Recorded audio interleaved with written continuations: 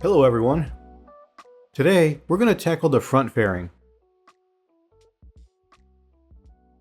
First up, let's pull up the gizmo and pick the polycube from the gear. Let's get rid of those loops by pressing delete loops. Then press unify, which you'll find under the deformation menu in the tool palette. Next up, we'll perform a mirror and weld on the x-axis and then scale it in the z-axis.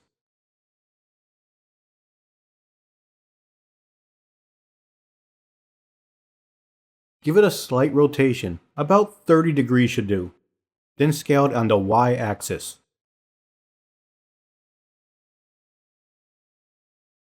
Let's shrink it down a bit. Scale it on its x-axis.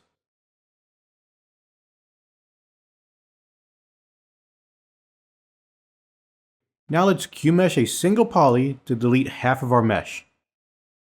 From the ZBrush, select polygroup for the action and single poly for the target. Once we've got the front face polygrouped, we can switch to delete polygroup island. Now let's insert a couple of edge loops. Afterwards, go ahead and delete the top right face. Once that's done, we're going to slide the outside point down a tad and then add in another edge loop. Then we'll reposition our points.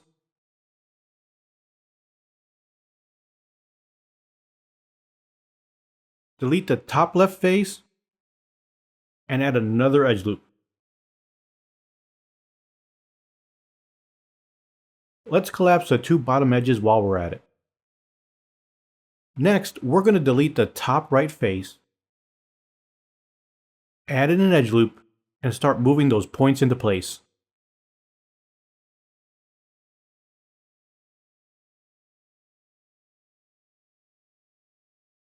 Then we'll add in an edge loop and adjust the points. Now we'll keep on doing this process for a bit.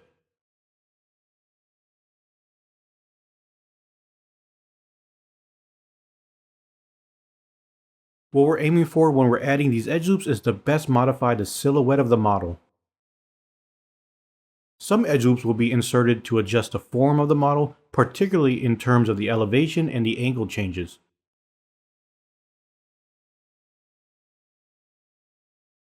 What we want to do here is model the left half of the front fairing, since they are symmetrical. When we're satisfied with the model's look, we'll mirror and weld it over the x-axis.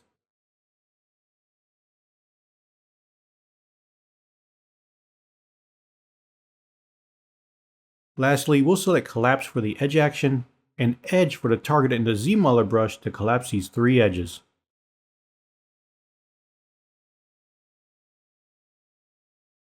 We'll finish off with some minor point adjustments using the slide action of the ZBrush.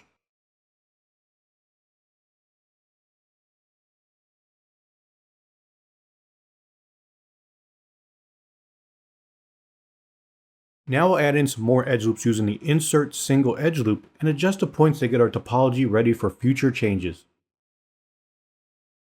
Let's go ahead and dive into my thought process for a second when it comes to modeling something like this front fairing. My strategy is to break down the form into simple shapes. It lets me focus on modeling in smaller sections of the complex piece. First, I ask myself, is it symmetrical? If yes, how many axes can we ignore? For our fairing, it's symmetrical in the x-axis. That means we only need to worry about half the model. Second, I try to further break down this half to isolate different sections of the piece, which helps me maintain my focus. For the front fairing, I've identified 5 different areas that I'll concentrate on. First up, there's the top, which will serve as our base for everything else. Then we've got the front, the part that's sloping downwards. There's also 2 sides, the top and the bottom, and then there's the extrusion nestled between the front and the bottom side. Once I've got these sections blocked out in my head, I can focus on each one separately. For the top piece, the base, I start creating it as a 2D shape. First, I'll establish the silhouette and set up the topology. Then I'll start deforming this 2D shape to match the 3D reference. Once that's done, I can start extruding the edges to build out the rest of the model. Now this workflow doesn't apply to every situation. Sometimes parts are simple enough to model straight out without any further breakdowns. Other times I might not start with a 2D plane at all, but dive right into modeling with 3D primitives. The workflow adapts depending on the complexity and form of the model. Let's go ahead and convert this triangle face into a quad. One way we can do this is use the Slice Curve brush.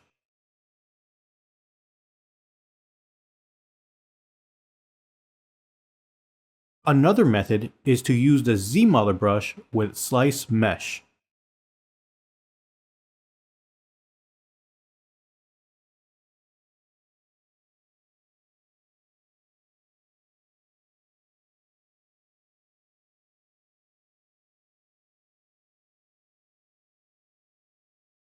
Let's go ahead and grab the Slice Curve brush and start laying down some edge loops. To create a sharp angle, just double tap on Alt.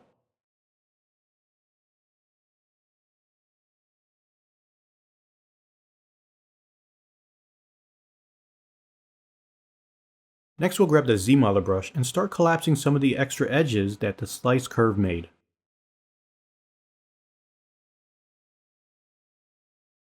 Then we'll delete any leftovers.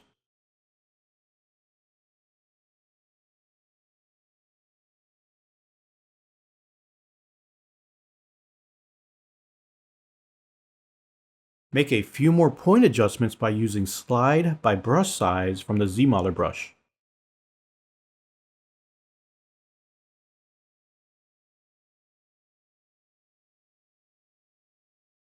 Now we're going to add some more edges from the Slice Curve brush to help build our topology. Creating topology on a 2D plane is a bit of an advanced technique. It kind of requires you to envision the 3D forms in your head while laying out the topology. It might take some practice to get it down. After slicing in the edges, let's clean it up with the Z brush, and if there's any creasing, go ahead and press Uncrease All. Then select Transpose from the polygon action and Single Poly for the target.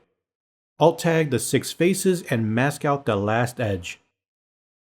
Next, press Ctrl W to group visible. Now we're going to move it down with the gizmo to give it some depth. Rotate it upwards to create a gentle slope.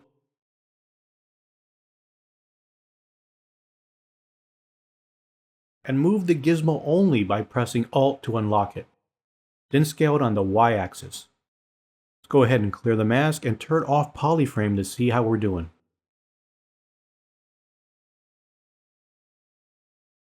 Alt-tag these 6 faces and use the gizmo to transpose them down slightly.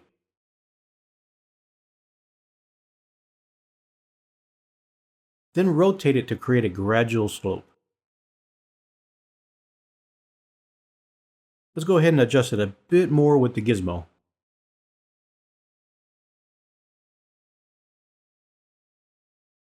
Next, Alt-tag the next 10 faces and use Transpose a Single Poly. But this time we're going to use the Clip Curve brush instead of the gizmo. After we clip the faces, we can use the gizmo for some minor adjustments.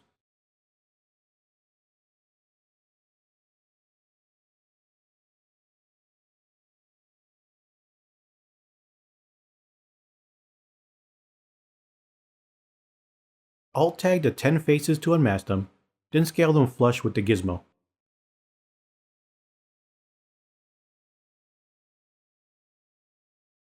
Then we're going to switch to the Move Infinite Depth brush to readjust the point.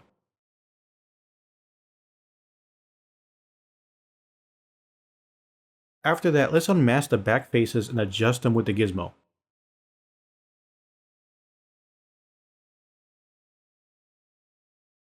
Finally, let's go ahead and use the Z brush. Select Slide for the point action and by brush size for the target. We're going to go ahead and start making small adjustments to the topology. Moving on to the next part, we'll head to the Tool palette and navigate to the Geometry subpalette. There you'll find the Dynamic Subdiv tab, which we need to turn on. Let's set our Smooth Subdiv to 4 and increase the thickness so we can see the plane from the side.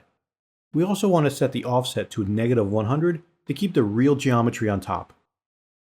Press and hold the Alt key to unlock the gizmo, making it possible for us to adjust the rotation. Let's select Deform or Soft to adjust the shape of our model.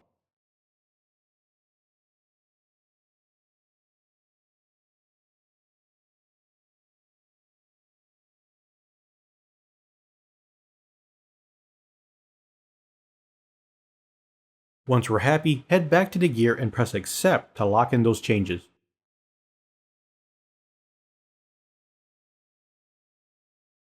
Let's go ahead and turn off dynamic and unmask the edges on the side.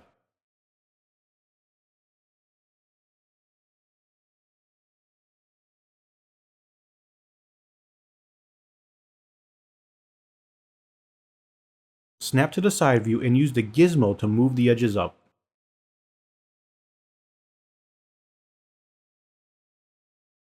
We'll use the clip curve brush to get the angle just right.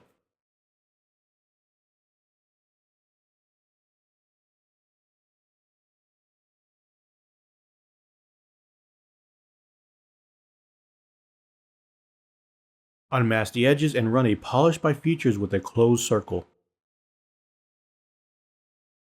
From the ZBrush, select mask for the edge action and edge loop partial for the target. Then we can go ahead and invert the mask. Mask out the unwanted edges and run another polish by features to smooth the edge loop.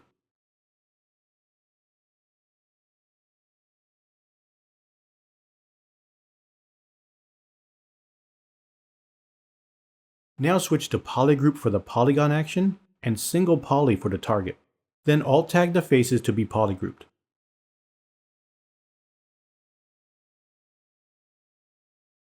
Let's create 3 different polygroup sets for this model to make masking easier later on. Mask out this group and use the transpose line to rotate. I'm a bit old school when it comes to ZBrush and still enjoy using the transpose line from time to time. It feels a little bit more intuitive to me for fine adjustments. It's possibly due to the years of using it, but when I need very small adjustments without any snapping features, I prefer the transpose line. Even when it comes to posing using masking methods, I find the transpose line a little bit more user-friendly. Despite the gizmo being super versatile, there are still scenarios where the transpose line still wins over the gizmo in my opinion. Let's clear the mask and select the Move Infinite Depth brush to adjust the top part of the mesh. It has a strange little dip with a twist to it that can be a bit tricky to replicate. Let's unmask a few of these edges and run a polish by features to smooth it out a bit.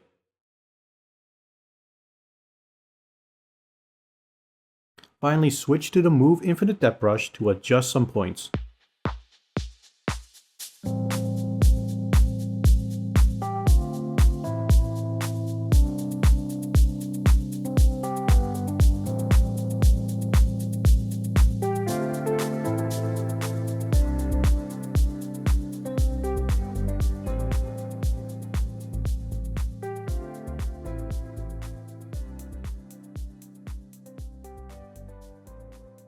Unmask the edges toward the back and flare them out a bit with the transpose line.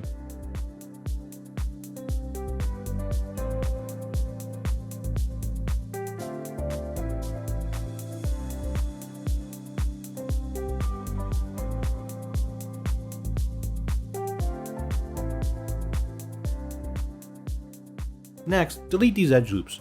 This will make sure our polygroup rotates more smoothly. If you hold Alt while using the insert edge loop, it will delete the edge loops.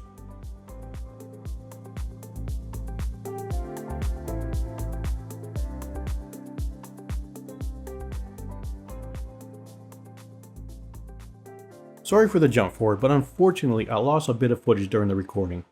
All you really missed was me using the clip curve brush to shape the curve.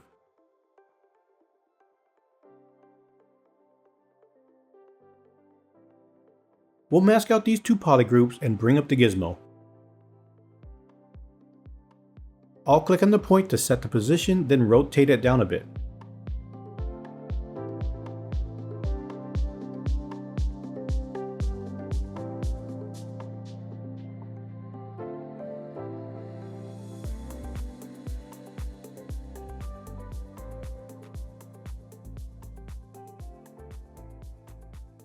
Use the ZBrush to make some adjustments.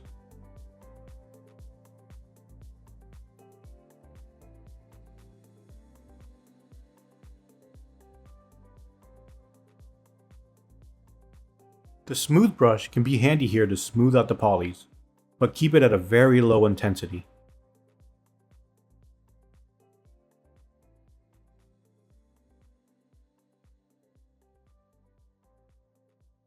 Unmask the interior edges and move them past the midway point of the x-axis. This will make sure all the points are welded. Then mirror and weld it on the x-axis. For the ZBrush, select Extrude for the polygon action and all polygons for the target. Then press Flip. With symmetry on in the x-axis, select Inset a single poly. Alt-tag the 6 faces to inset them. Unmask the middle poly group and run a Polish by Features. Unmask the sides of the circle and from the side view, match them to the curvature of the model.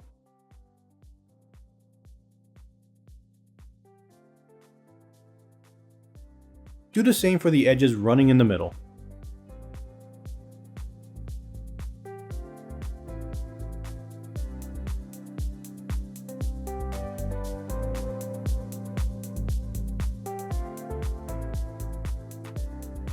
Unmask the middle poly group and use the white circle of the gizmo as a guide to shape the poly group.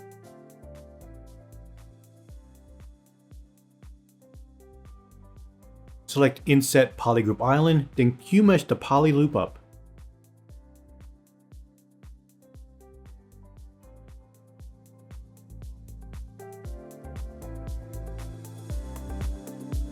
Then we can delete the outside edge loop. Unmask the middle poly group again and run a Polish by Features. If there's any shrinkage, use the gizmo to scale it up. Next, Q-mesh the poly loop while holding the Shift key to adjust the height.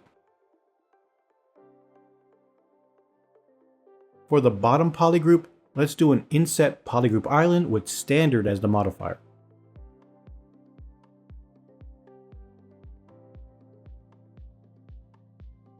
Now we can set the ZBrush to transpose a single poly. Alt-tag the 8 faces with symmetry turned on for the x-axis. Hold Ctrl and move the gizmo to extrude.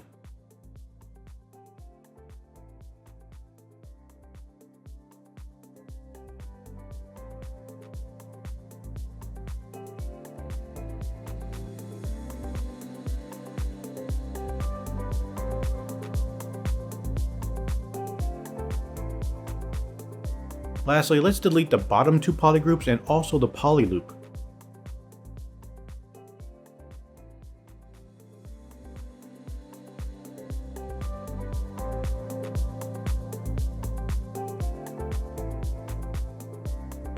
Unfortunately, there's one point giving us some trouble. Just transpose that point and reposition it.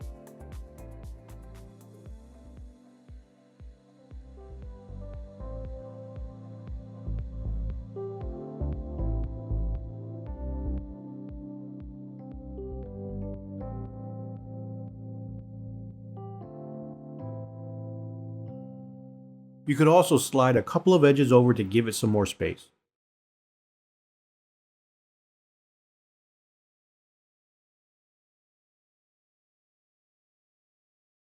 Alright, let's keep the ball rolling. We'll start off by extruding a single edge, then adding a few more edge loops using the Insert Multiple Edge Loops. Now mask the bottom edges and shape the top using the Move Infinite Depth brush.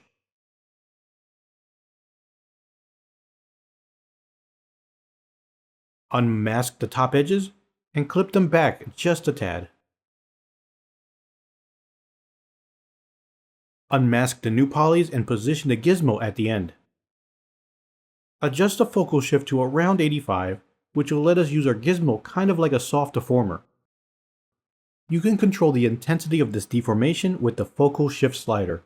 It can be used for moving, rotating, and scaling operations of the gizmo. Don't forget to set it back to -100 when you're done.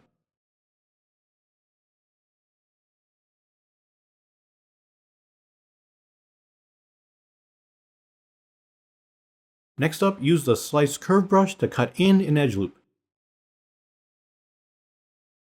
And then collapse the edges. Let's adjust the vertex and mirror and weld it in the x-axis. From the ZBrush, select Extrude for the edge action and Edge Loop for the target. With symmetry enabled on the x-axis, delete a single face. Then delete the poly loop so only the front faces are left.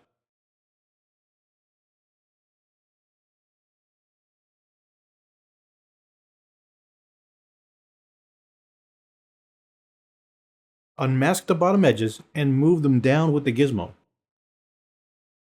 Scale it on the x-axis and from the side view, move it back slightly.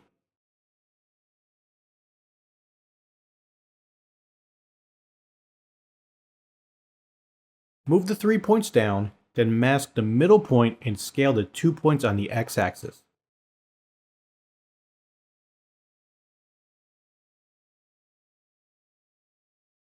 Unmask the other points and line them up with the gizmo.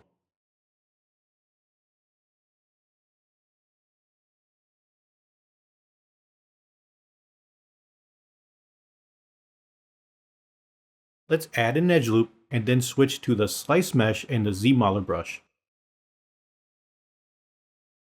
Go ahead and mirror and weld it across the x-axis.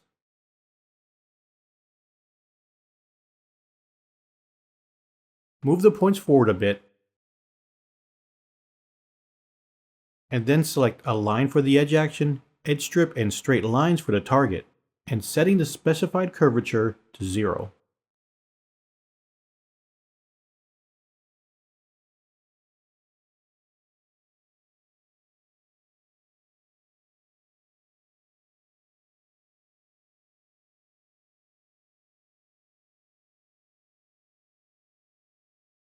Unmask the bottom point and move it back a tad. Go ahead and clear the mask and turn on symmetry. Select Extrude for the edge action, then align the edges to flatten them out.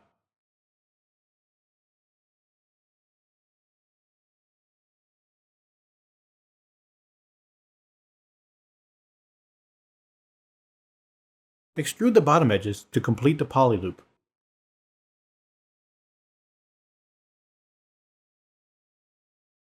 Extrude one edge at a time. I found it easier to do this with symmetry turned off, then mirror and weld it across the x-axis when it's finished.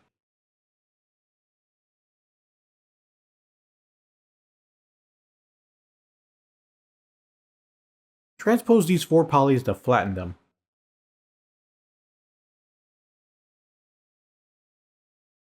Unmask the edges and clip them straight.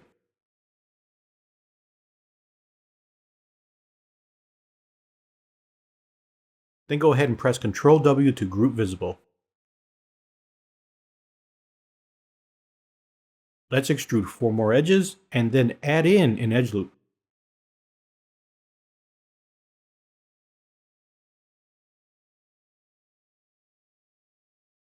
Continue to extrude upwards, then collapse the last edge.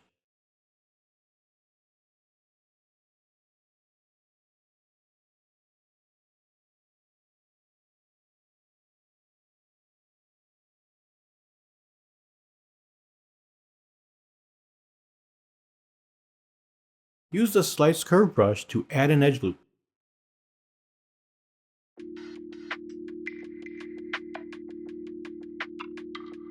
Unmask the edges and use the gizmo to move them out.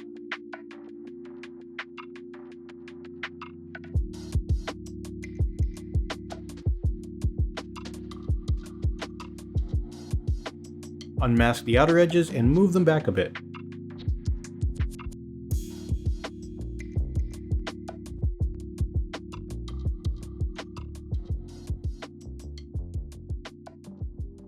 Let's go ahead and make some more adjustments and then mirror weld it across the x-axis.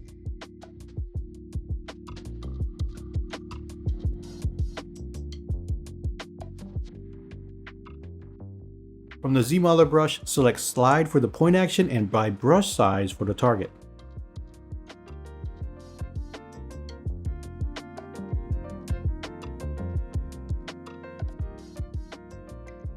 Extrude the bottom 2 edges, then collapse the outer edges.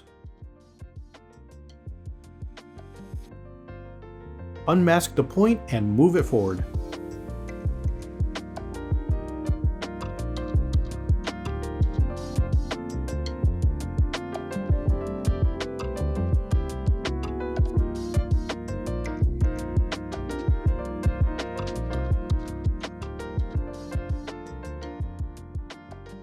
Alright, let's keep moving. Start by masking the front edges, then invert the selection.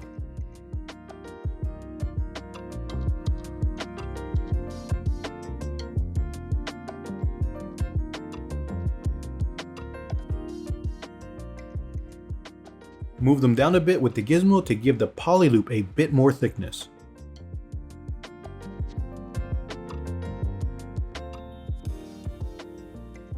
Unmask these edges and move them back using the gizmo.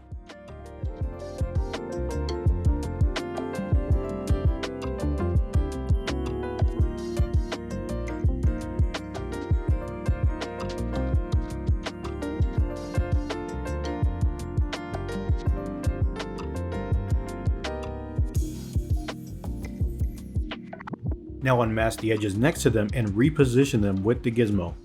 We're aiming to match the shape of the front to the reference.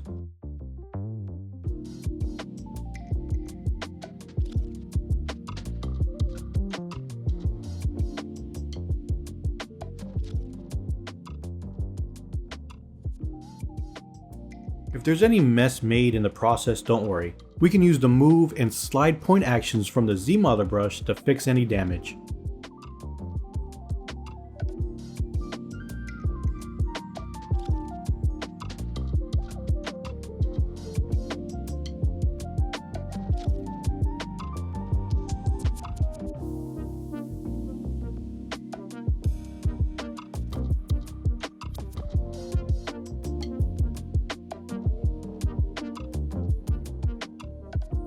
Next up, let's switch to Slide Edge Loop Partial to add a bevel to the front.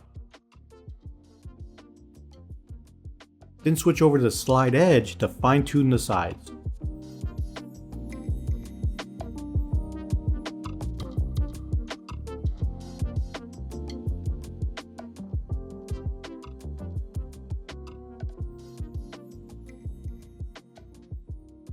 Now it's time to extrude a single edge, making sure symmetry is turned on.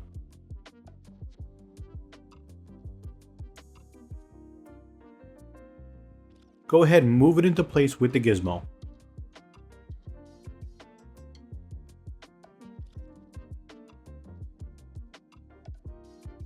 Extrude another edge out and reposition it with the gizmo.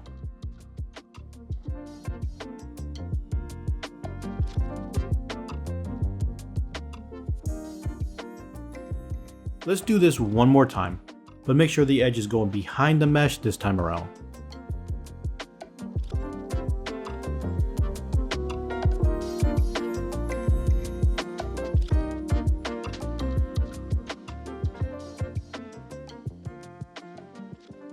Then extrude an edge down at the front of the fairing and do some adjustments with the gizmo.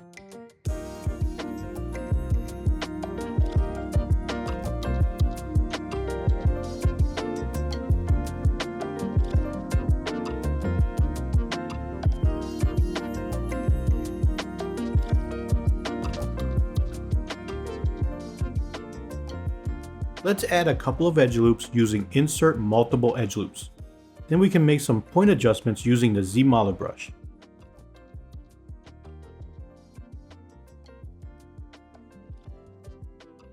Now I want to add 4 edge loops on the side.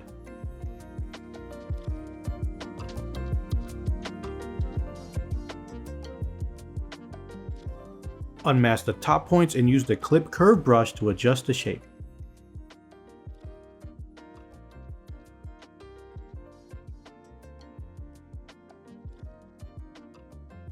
Then we can finish positioning the points with the gizmo.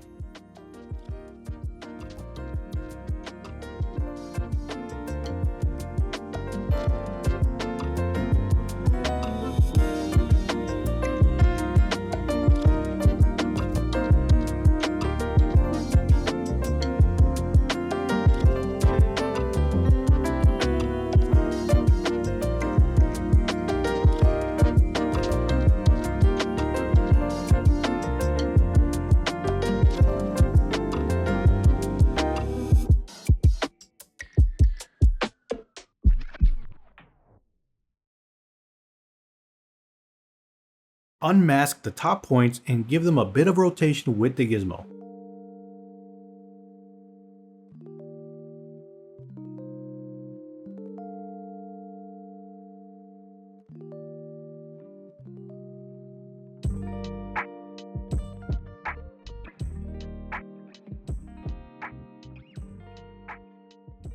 Unmask the back edge and rotate it.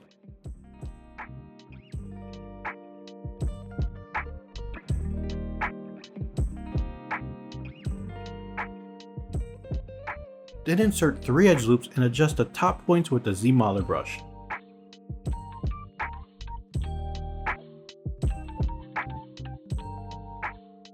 To round out the edge strip, mask out the edge and move it inward.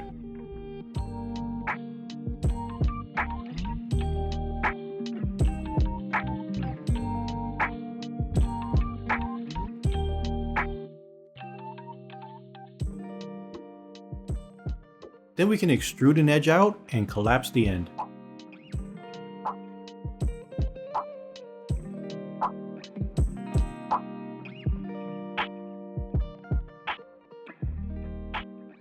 Extrude the middle edges and adjust them using the gizmo.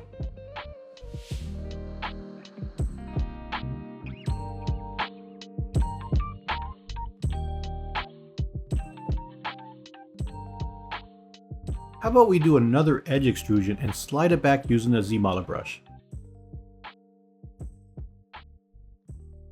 Honestly, the rest of this part of the model mainly involves the same steps, extruding edges and adjusting them with the gizmo.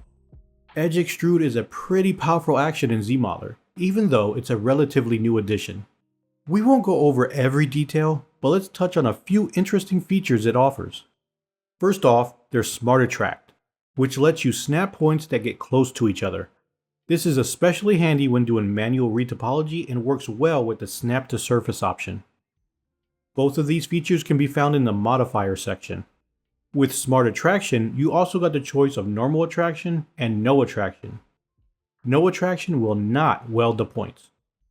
Another option for Snap to Surface is Free Move, which is super helpful for basic modeling. Another powerful feature for Edge Extrude is the ability to press hotkeys while extruding, allowing you to change the target and the angle on the fly. If you hover over an edge with the ZBrush, with Edge Extrude selected, it'll show you the hotkeys and what they do. I know this may seem like a lot more functionality compared to other actions, but it's really just 2 hotkeys affecting 2 different operations. The Shift key will cycle through your angle changes, free angle, planar angle, and perpendicular angle, and the Alt key will cycle through your targets. Tapping Alt will switch between edge and edge loop, while holding down the Alt key will switch to poly loop. This makes the whole process very fast.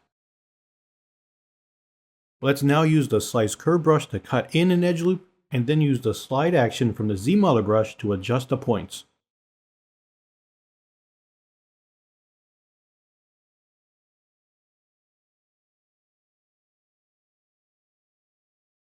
Once we're done with this, we can mirror and weld it along the x-axis.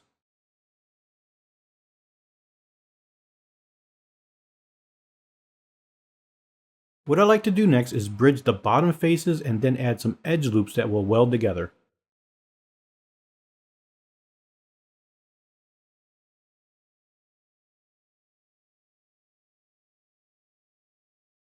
To make it a little easier to weld together, I'll set Do Nothing for both the polygon and edge actions.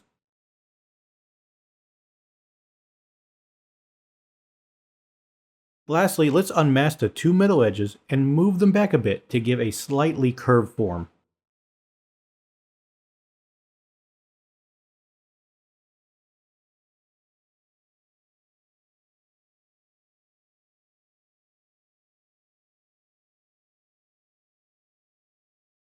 Now that all your modeling's out of the way, let's go ahead and extrude all polygons. Once you've done that, press Flip. Then press Crease PG and turn on Dynamic. Now let's bring out the ZBrush. We'll choose Crease for the polygon action, Poly Loop for the target, and Outer Targets for the modifier. For the edge action, let's pick Crease, and for the target, Edge Loop Complete.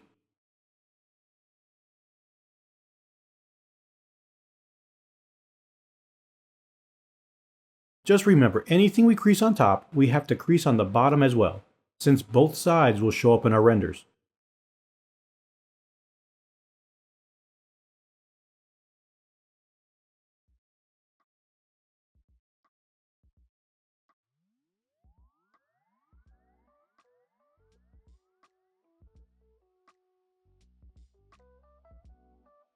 Sometimes, I like setting up polygroups manually before I get to creasing. It helps me visually gauge the surface that's going to be creased before I actually commit to it.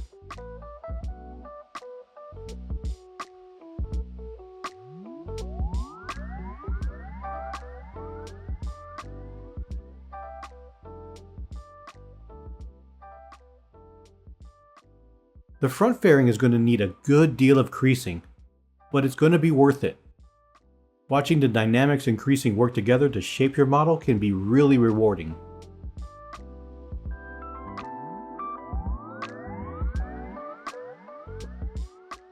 Since we're on the subject, let's talk a little bit about creasing and subdivision. These are two super important techniques in 3D modeling that work together to create smooth, realistic surfaces on your digital models. This technique is used all over the place, especially for film and product visualization. So creasing is all about controlling the sharpness of your edges and the transitions between surfaces on your 3D model. You basically assign a weight or a value to the edge, which determines how sharp they'll be during the subdivision process. Higher values will give you sharper edges, and lower values create smoother transitions. This is really helpful for preserving important details and maintaining the design intent.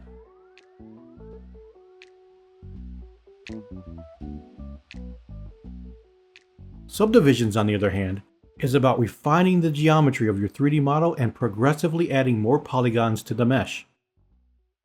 The original mesh, which usually has a lower number of polygons, is what we call the base or control mesh. Subdivision algorithms divides the polys to increase the polygons based on the mesh's topology. This process goes through several iterations and subdivision levels, which results in an increasingly smooth and detailed surface. Creasing and subdivision techniques are what allow 3D artists to achieve the level of detail and surface smoothness they need. By combining these techniques, artists can balance complexity and performance to get visually stunning and efficient results.